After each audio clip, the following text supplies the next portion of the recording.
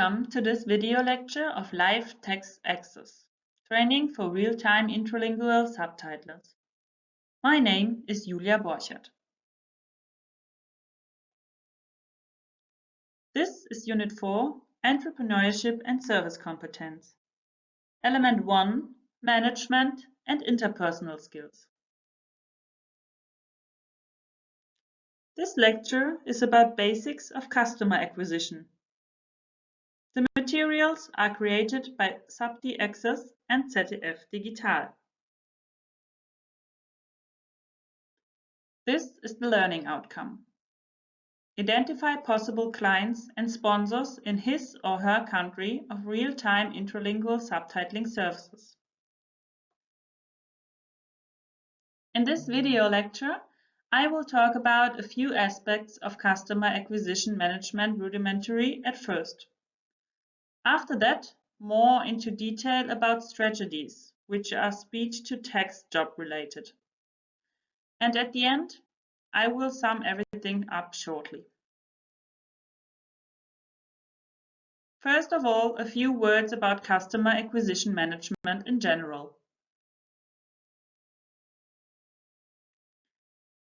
Customer acquisition management is a set of techniques used to manage customer interests and inquiries generated by marketing.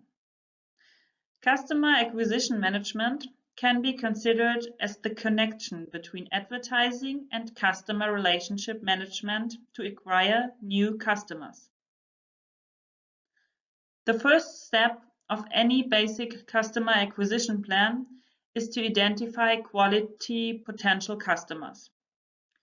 And that's what we are focusing on in this lecture. But at first, a few more points about customer acquisition and business management in general. When you want to find clients and get new jobs, a relationship with the prospects needs to be established. You need to identify their needs and check if your product fulfills those needs. The goal of this process is to create a systematic, sustainable acquisition strategy that can evolve with new trends and changes. Customer acquisition is therefore about winning new customers for your company or your services you are providing. There are various methods for this, which are roughly divided into cold and warm canvassing. In cold calling, there is no contact with the potential customer yet. It means, for example, calling or visiting a possible customer to try to sell them something without being asked by the customer to do so. In warm acquisition, a relationship already exists. For example, a prospect receives your newsletter.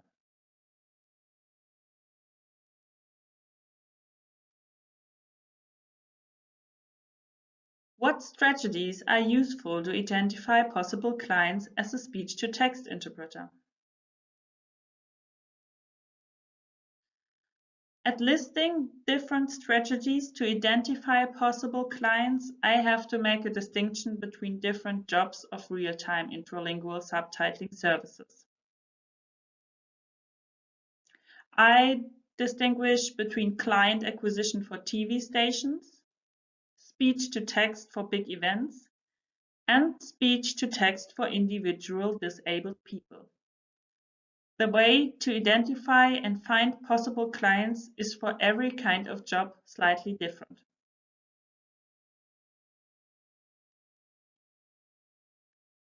But what all client acquisition strategies have in common is following. It's unavoidable to make a good planning and a careful market analysis. So you get an overview of providers, products already offered, and what is asked on the market. Make research who is offering live speech-to-text services or live subtitles. This way, you can identify possible clients, like providers, channels, organizer, promoter, companies, and so on. The government regulations of accessibility in the respective country must be checked. This way you can maybe also spot jobs or clients who you didn't have in mind. A good research is necessary and very important. Check supporter, sponsors, associations, public tenders, trade fairs, events, current debates, and so on. And of course, get in touch with others in the industry. Due to direct exchange of information, it is easy to stay up to date.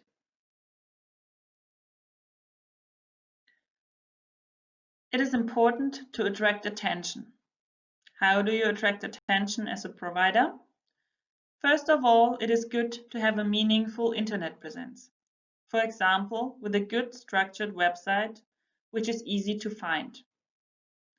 Keep in mind that it's very important to create this website accessible for all, because some possible clients maybe depend on this.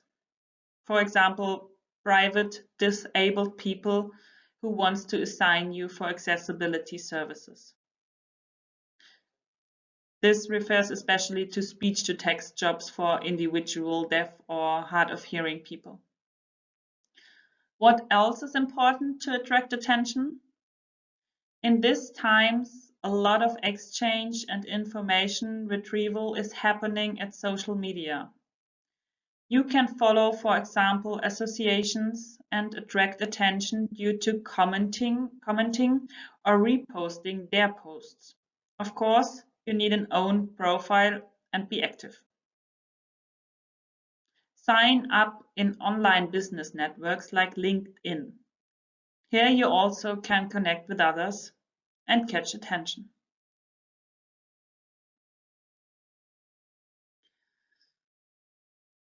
Unavoidable in this industry is to participate at trade fairs, exhibitions, and conferences.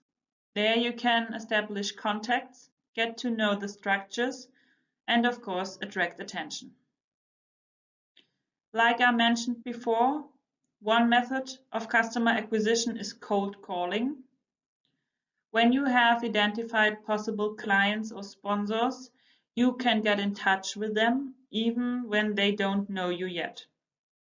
This can happen, for example, through emails. You can write a direct message or send a form of newsletter. And of course, you can call or pass by personally and explain what you are offering and how important accessibility is. Maybe some potential clients are not aware of it. Another marketing tool is to make sponsoring at trade fairs and conferences. That point is interesting for companies above all. When it's an event with a big reach, a lot of people become aware of your real-time intralingual subtitling or speech-to-text service. When there are public tenders, participate. Even when you won't win it and get the job, people get to know you and maybe keep you in mind for other offers.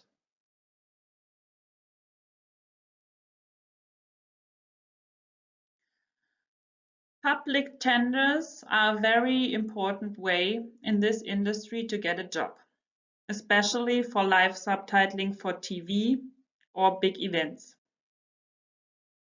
How do you find out about tenders? The easiest way is to make researches in the internet. There are special platforms where tenders are published. When you receive newsletters of internals of the industry, read them carefully. Sometimes, also on this way, providers call for tenders and the participation. And of course, on trade fairs and conferences, the chances are good to hear about tenders. Furthermore, public tenders can be found at social media, the personal contact to others, and networking.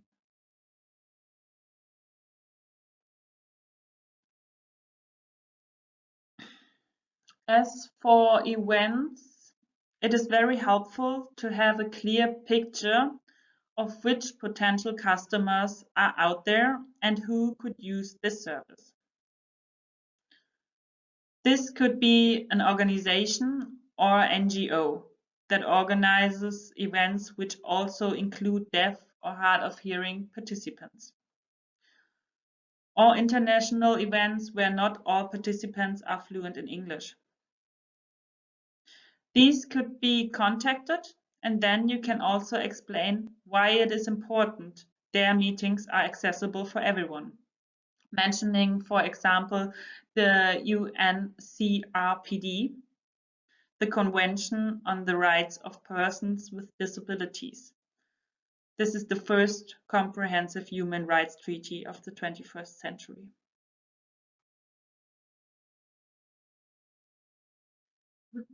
Another opportunity to get a job is through recommendations.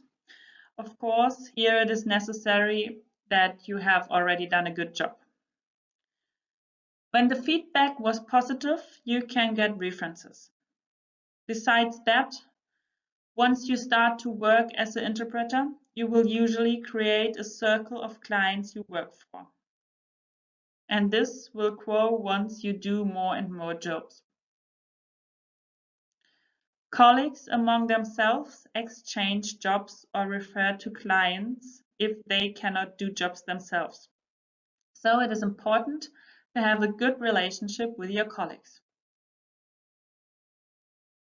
Another good strategy of getting experience and getting in contact with other people and organizations is to ask fellow interpreters if you can attend a meeting just for practice purposes. So sit in the background and also practice during a meeting. Other helpful points that you need to keep in mind, which help you to get in touch with potential clients.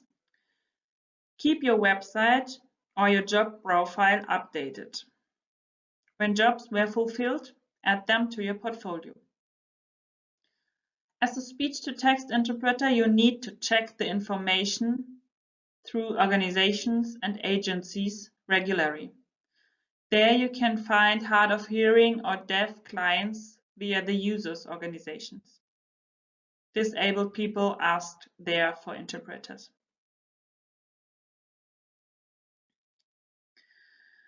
Yeah, it's very helpful to have the user's point of view in mind. So let's have a look.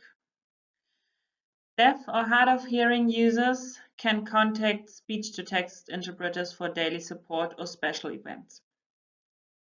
The most users are booking people with whom they already had a good experience, or from whom they know that they did a good job for another user.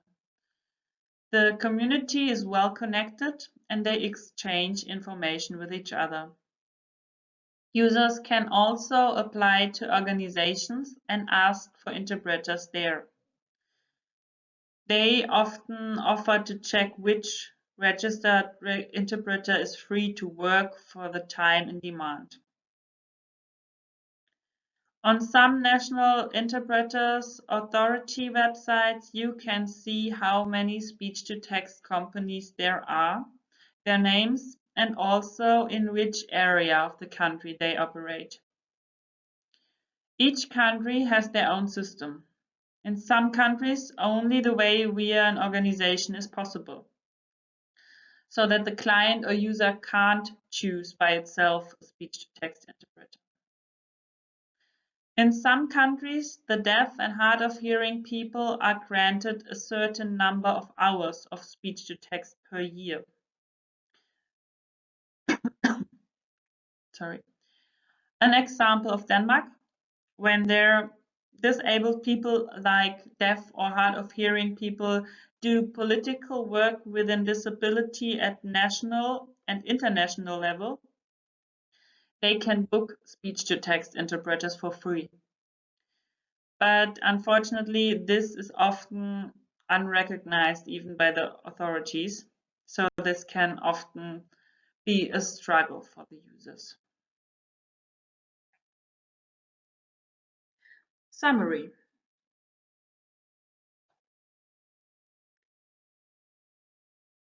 Customer acquisition management can be considered as the connection between advertising and customer relationship management to acquire new customers. The first step of any basic customer acquisition plan is to identify quality potential customers and their needs. A careful market analysis is unavoidable and very important.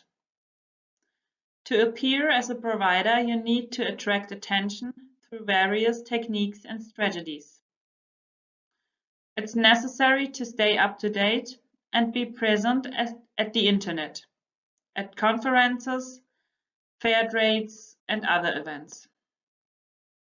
To have the user's point of view in mind could be very helpful. This other perspective can enable new ways of thinking.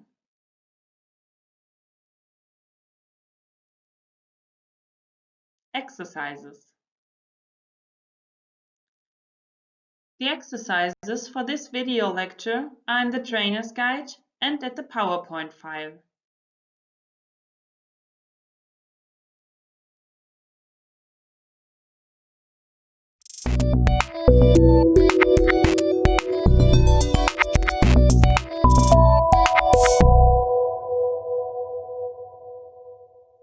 LTA Live Text Access, Universitat Autónoma de Barcelona, SDI, Internationale Hochschule, Scuola Superiore per Mediatori Linguistici, ZDF Digital, European Federation of Hard of Hearing People FHO, Velotype, Subti Access, European Certification and Qualification Association ECQA.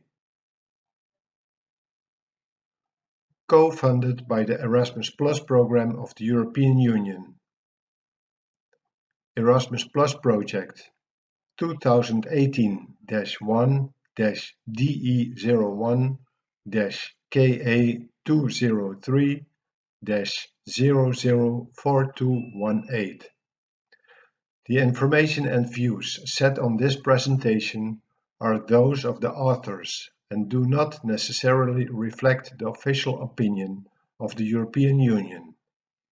Neither the European Union institutions and bodies, nor any person acting on their behalf, may be held responsible for the use which may be made of the information contained here.